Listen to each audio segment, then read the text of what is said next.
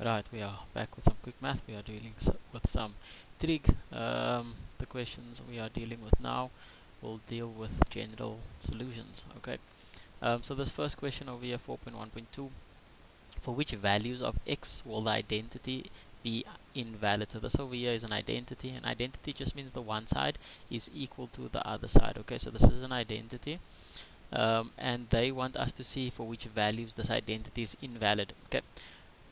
Whenever you have to deal with a question where they want to know where something is invalid, or let's rather say undefined. So invalid or undefined is going to be the same in this context.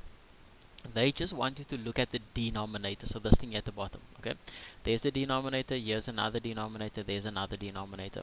So we forget everything else that there is, we just focus on the denominators. Okay, so let's take this over here. This is our first denominator, and we're going to say this thing can't be 0, because if it was 0, then this whole thing would be undefined, because you can't have 0 as a denominator. So there you would have 1 plus cos of x, right? And if this thing is 0, then you have a 0 denominator, meaning that that identity would be invalid or undefined. So this is what we need to solve. So cos needs to be the subject of the formula, so we're going to subtract 1 on both sides. So we will have cos x equals to -1. Great. Okay, let's get a cos diagram up here quickly. C-A-S-T, C-A-S, and T, right? And cos negative, so you know you are in that second and third quadrant because cos is negative.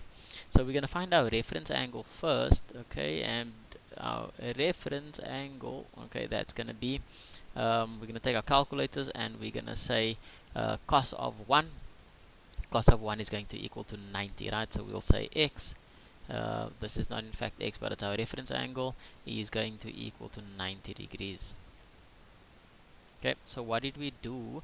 What we did was we said cos, or second function cos, or rather arc cos of +1, and that gave us our 90, right? And this is the value that we are looking at over here. Okay, again, that's our reference angle. That's why we ignored the sign, because we just want our reference angle. Once we have the reference angle, we'll go and look into our quadrants. Okay, so we have a solution in our second quadrant, and then we will have another solution in our third quadrant. Okay, remember there's other denominators which we will have to look at a bit later, but let's for now just look at that first denominator. So into your second quadrant, how do you get there?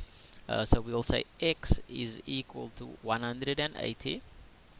Oh, that's 180, right? And we are subtracting our reference angle, which is 90, so we're going to subtract 90 degrees, and we are dealing with a cos function, so we're going to say plus k times 360. Why 360? Because that is the period of our cos function, and here we're saying k, so we just need to define k for ourselves. We'll say k is an element of integers. Integers is that thing that looks like a z, right? So we have to mention this as soon as we go and use that k thing, right? So now let's just simplify this, and that's going to be 90 degrees plus k times our 360. Right, so we will do the solution in our third quadrant next. Okay, so third quadrant, that is going to be 180 plus, right? So back to our cos diagram, we know 180 is over here.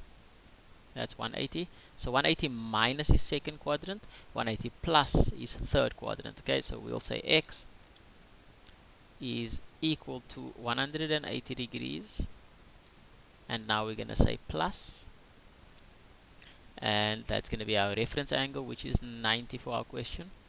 And then don't forget plus k times 360, because that is the period of our cos function, right? I'm not going to say k is an element of integers again. I have said it there, so provided I've said it once, that's sufficient, so I don't have to say it again. It's not wrong if you do say it again, but I'm not going to do that. And then 180 plus is going to be 270. Okay, so our third quadrant solution is 270 degrees, again plus k times 360. Now this is fine, Okay, and I think let's end it at that. So this is going to be one of our solutions, well, two of our solutions when we look at this first term. Okay, let's consider the second denominator over there, which is tan of x. Okay, so I think let me just get rid of all of this. Right, our second solution is tan of x.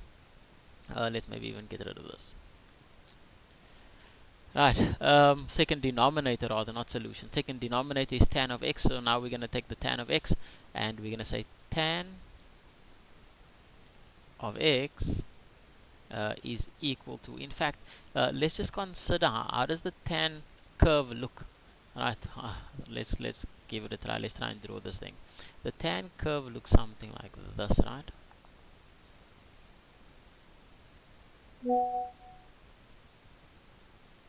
And then like that, right? So the tan curve looks like this, and we know that these dotted lines are these asymptote things, right? So this asymptote, where's this one? We should know that that's going to be 90 degrees. And where's this one? We should know that's going to be 270 degrees, right? We remember these things off by heart because we know how the tan function looks. Okay, great. So what does this mean? This means tan doesn't exist at these values. So here, I'm not going to do any calculation for this. I'm going to know that if I have tan, I can't have these values, because if I do have these values, I will end up with an undefined value, right?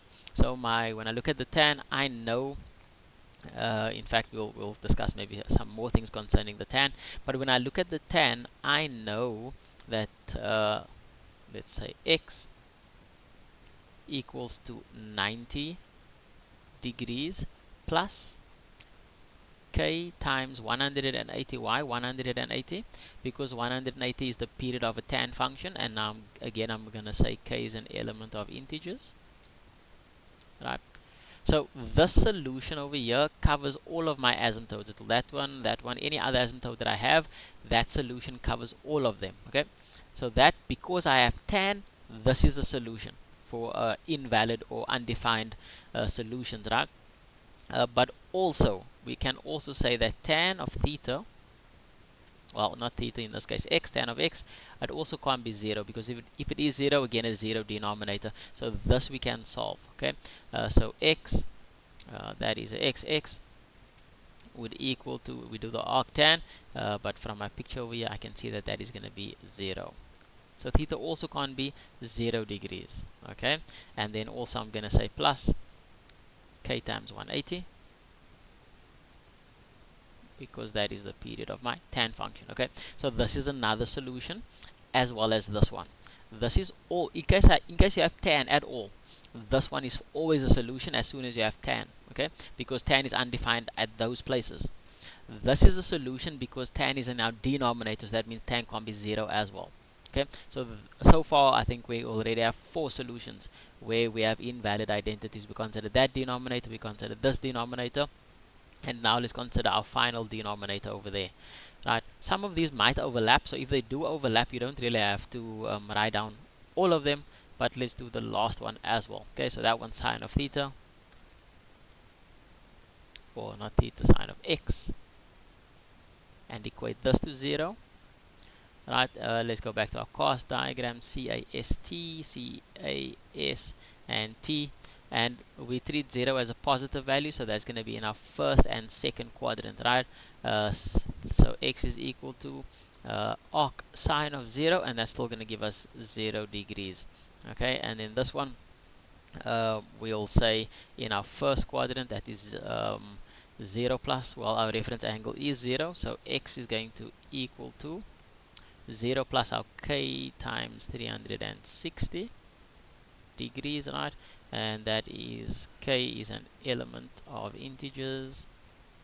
And then the second quadrant solution, let's put it over here, that's going to be x is equal to 180 degrees minus, that's the second quadrant, 180 degrees minus my reference angle, which is 0, so it's 180 degrees minus k times 360, right? So if you were following and you've got all of those solutions, you'll notice that some of them overlap. That means you don't have to write down all of them. So I'm sure these two that we found already, our other solutions already cover them. Okay, but Again, when you're dealing with a question like this, invalid or undefined identities, you're looking at the denominators. Don't worry what else is there, just the denominator, and find out where the denominator is equal to 0. Or again, if you have tan, remember those asymptotes exist. Great.